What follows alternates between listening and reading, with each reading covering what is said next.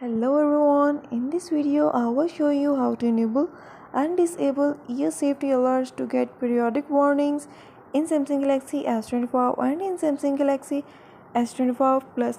Before starting this video, please subscribe for more videos and watch complete video.